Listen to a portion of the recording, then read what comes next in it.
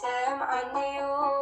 تناي لبي حساب ازيو كلو يسمعنيو اي رحقن كباي مسايو زلو صوتا ولا يبزل نحوتو يمسي سمعنيو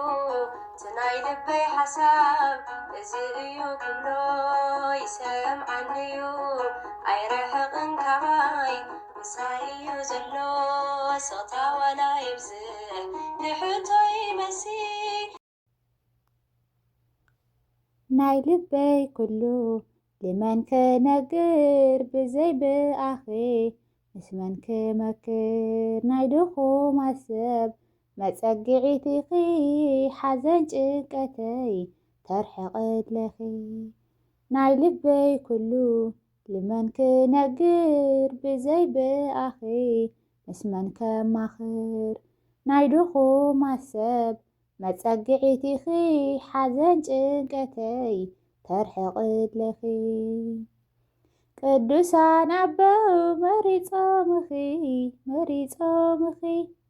ስለዝወፁ ካብ ሲኦል ሓዊ ክድሕንየ ድንግል ብኣኺ ኣድሕነኒ ኢለ ምፀዋዕኹኺ ናይ ልበይ ኩሉ ልመን ክነግር ብዘይ ብኣኺ ምስመን ከማኽር ናይ ድኹም ሰብ መጸግዒትኺ ሓዘን ጭንቀተይ ተርሕቕለኺ ፈታሒት ሽግረይ ኣኽሊለይ ኢኺ ኣይቅየምን እዩ ለዋሕዩ ልብኺ ልበይ ብፍቕርኺ ተማሪኻሎ ኣብ ጊዜ ሓዘነ ይጽውዐክሎ ናይ ልበይ ኩሉ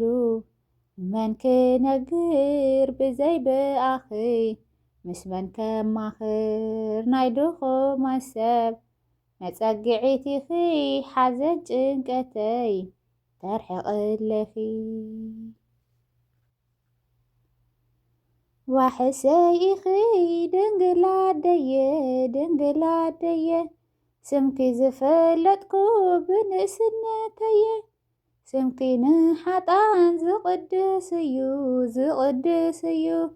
ካብ ሞት ናብ ህይወት ዝመልስ እዩ ናይ ልበይ ኩሉ ንመን ክነግር ብዘይ ብኣኺ ምስ መን ከማኽር ናይ ድኹም ሰብ መጸግዒትኺ ሓዘን ጭንቀተይ ተርሕቕለኺ ኣብ ጊዜ ችግረይ ምርኩሰይ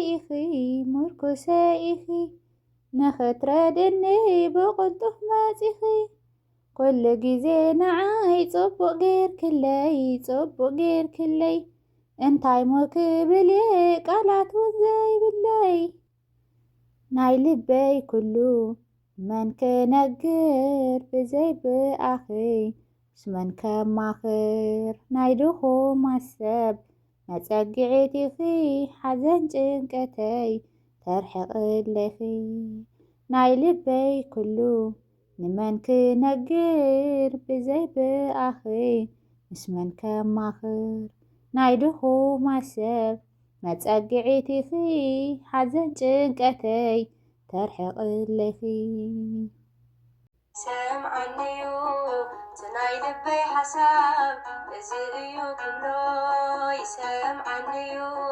ኣይረሕቕን ካባይ ምሳይ እዩ ዘሎ ስቕታ ዋላ ይብዝሕ ንሕቶ ይመሲ ሰምዓኒዩ ትናይ ልበይ ሓሳብ እዚ እዩ ኩሎ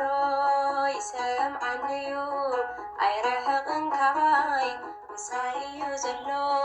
ስቕታ ዋላ ይብዝሕ ንሕቶ ይመሲ